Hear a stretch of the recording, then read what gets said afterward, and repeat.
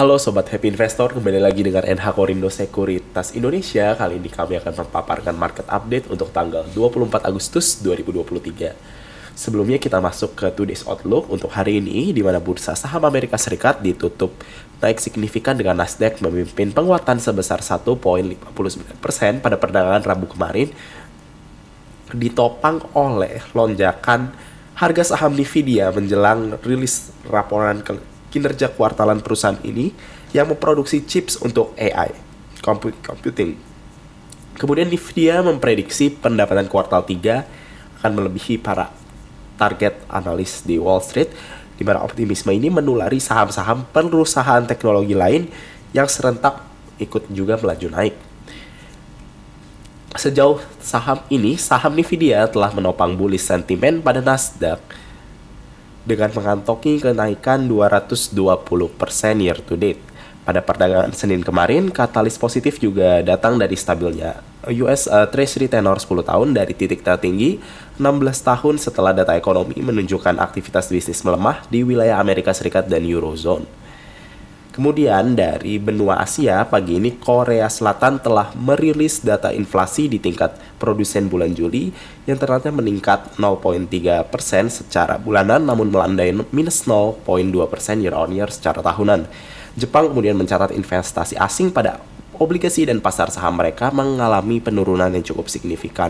Lebih lanjut lagi, para pelaku pasar akan menunggu keputusan Bank Sentral dari Korea Selatan dan Indonesia terkait suku bunga, yang mana keduanya diharapkan akan menahan suku bunga masing-masing di tingkat 3,5% dan 5,75%. Kemudian malam harinya baru ada data lanjutan lagi dari Amerika Serikat, di mana durable goods order bulan Juli diperkirakan drop minus 4% pada bulan Juli, kontras dengan pertambahan 4,7% di bulan Juni. Kemudian initial jobless claim akan jadi patokan penting pada tren suku bunga. Apakah akan dirilis sesuai prediksi di angka 240.000, yang mana harusnya sedikit membesar dari posisi terakhir di 239.000. Kemudian dari sudut pandang komoditas, Amerika Serikat memberikan kejutan anjloknya cadangan minyak mentah mereka dengan pengurangan sebesar 6,135 juta barrel, jauh lebih tinggi dari perkiraan minus 2,85 juta barrel saja, menambah kelangkaan minyak dari periode sebelumnya yang memang sudah minus 5,96 juta barrel. Namun kenyataan tersebut tak akan menghentikan kenaikan harga dari WTI crude oil yang ditutup melemah lebih rendah dari titik low awal Agustus pada harga 78,96 USD per barrel. Bahkan sempat turun ke USD 77,62 USD per barrel, titik terbawah sejak 25 Juli. Kemudian di sisi lain, IHSG membukukan kenaikan tipis 4,96 poin atau plus 0,07% ke level 6921,4. Setelah seharian bergerak di teritori positif yang lebih tinggi, bahkan sempat menghampiri high di 6957,91. Sebagian karena kecilnya minyak beli asing hanya 27,72 miliar regular market rupiah, walaupun secara year to date angka foreign net buy jauh lebih banyak 14,94 triliun rupiah. Bicara mengenai akhir tahun, Reuters mengumpulkan polling dari sejumlah analis strategis Amerika Serikat yang perkirakan bahwa sisa paruh kedua tahun 2023 ini S&P 500 tidak akan mampu semasif naik tahun lalu, bahkan mungkin hanya punya potensi menuju 4496 saja, yang mana tersisa tinggal 13,5% dari posisi penutupan terakhir di 4436. Sedangkan untuk IHSG, prospek kembali ke ranah 7.000-an hanya akan terjadi jika resisten krusial di 6950 hingga 6970 bisa tertembus dengan solid.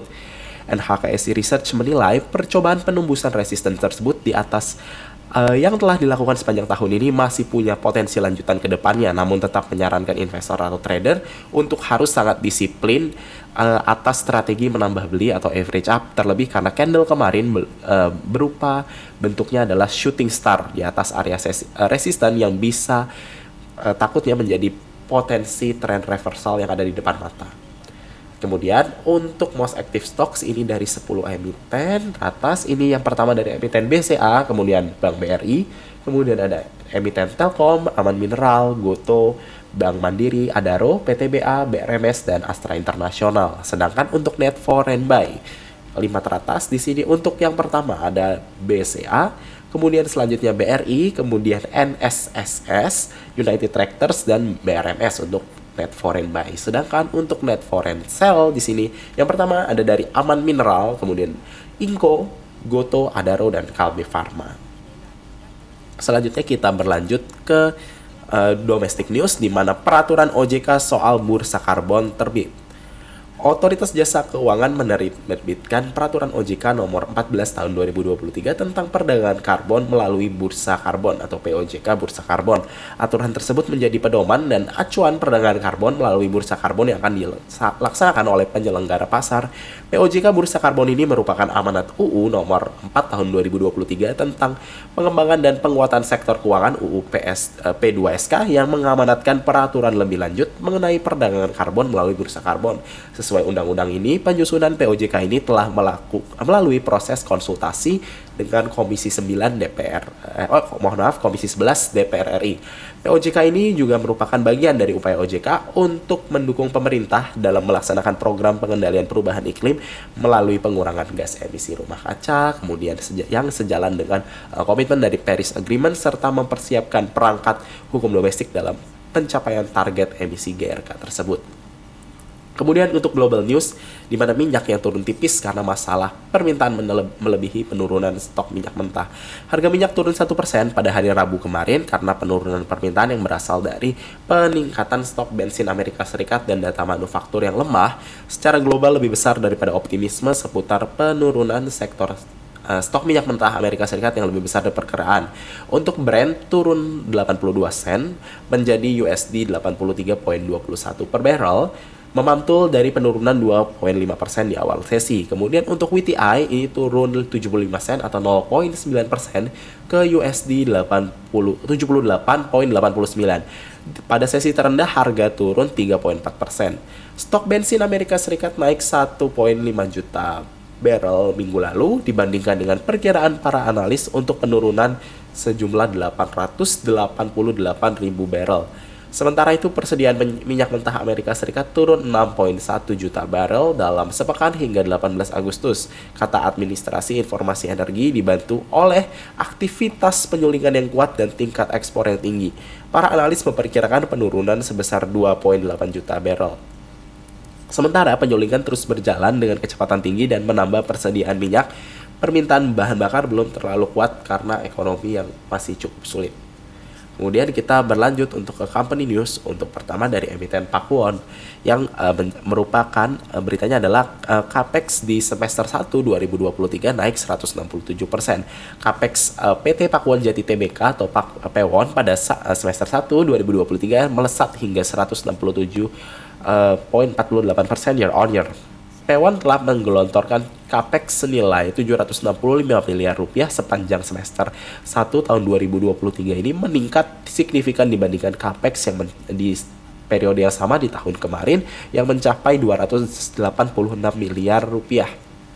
Capex tersebut digunakan untuk membiayai sejumlah pembangunan seperti Pakuwon Mall Bekasi, Pakuwon City Mall, renovasi Pakuwon Mall Jogja dan Solo Baru, serta akuisisi Hotel Four Points by Sheraton Bali.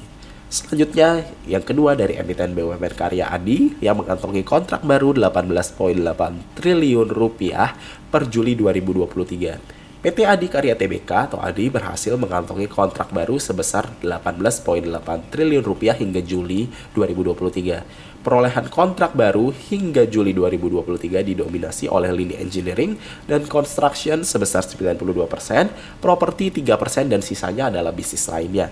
Berdasarkan tipe pekerjaan, perolehan kontrak baru terdiri atas proyek jalan dan jembatan 48%, perkereta apian 20%, gedung 14%, dan sumber daya air 9%, dan infrastruktur lainnya. Yang terakhir dari emiten Adaro Energi Indonesia, Adaro, di mana merealisasikan Capex 4,03 triliun rupiah di semester 1 2023. PT Adaro Energi Indonesia Tbk atau Adaro merealisasikan belanja modal atau Capex sebesar 269 juta US dollar atau sekitar dengan 4,03 triliun rupiah. sepanjang semester 1 2023. Realisasi capex tersebut digunakan untuk terutama adalah penggantian alat berat dan kapal, investasi awal pada semester aluminium dan fasilitas pendukungnya, serta investasi pada infrastruktur. Selanjutnya untuk yang kalender ekonomi, di mana untuk nanti yang ditunggu dari Amerika Serikat adalah initial jobless claim dan durable goods order, dan untuk hari ini di Indonesia juga kita akan menunggu suku bunga acuan dari Bank Indonesia. Selanjutnya untuk corporate calendar, untuk hari ini ada RUPS dari emiten GTBO dan MBTO. Selanjutnya kita berlanjut untuk ke proyeksi dan stock pick pada hari ini. Untuk proyeksi IHSG diproyeksikan konsolidasi bearish, di mana break pattern bullish flag, namun membentuk candle shooting star di area resisten, di mana menguji resisten kritikal jangka menengah. Untuk level-level support di 6910, 6895, 6875, 6850, 6800, 6765 hingga 6740. Untuk resisten di level 6950 dan 6970 yang krusial, dan angka psikologis 7000. Advice-nya adalah hold and wait and see. Untuk stock pick pertama ini dari emiten Unilever yang break resisten MA10 dan menguji resisten MA20, di mana advice spekulatif buy di entry level 3750, average up jika menembus 3760 hingga 3780. Untuk target pertama di 3860, selanjutnya angka psikologis 4000 dan 4130. Stop loss di 3690. Selanjutnya SMRA Summarecon Agung Tbk, di mana emiten properti ini diprediksikan akan bertahan pada support jangka pendek dan saat ini juga sedang menguji resisten 3MA dan sedang membentuk pattern parallel channel jangka pendek downtrend. Di mana advice-nya adalah kita bisa tes di buy on weakness di entry level 630 hingga 650, average up jika berhasil melewati 665. Untuk target-target pertama ada di 680, 690, 700, 740 hingga 770. Stop loss di 610. Selanjutnya emiten ketiga ini adalah TPIA Chandra Asri Petrochemical Tbk, di mana overview-nya rebound di support upper channel downtrend yang telah dipatahkan dan bangkit ke atas support ketiga MA. Advice spekulatif buy di 2150, average up jika melewati 2180, untuk target di 2280, 2360 hingga 2400. Stop loss di 2100. Selanjutnya ini yang keempat dari emiten semen INTP yang membentuk pattern parallel channel jangka pendek uptrend dan menguji MA10. Advice adalah spekulatif buy di entry level 11.000 hingga 11.075, average up jika melewati 11.125 hingga 11.200. Untuk target pertama di 11.325, selanjutnya 11.500 dan 11.900. Stop loss jika menembus level 10.800. Yang terakhir dari emiten CPO ini ada dari Dharma Satya Nusantara Tbk atau DSNG yang berhasil rebound dari lower channel uptrend, di mana advice-nya buy on weakness di entry level 610 hingga 600, average up jika melewati 630, target ada di 640, 660 dan angka psikologis 700, stop loss di 580. Itu saja teman-teman untuk paparan stock pick sekaligus market update untuk tanggal 24 Agustus 2023. Terima kasih telah menyaksikan, happy trading.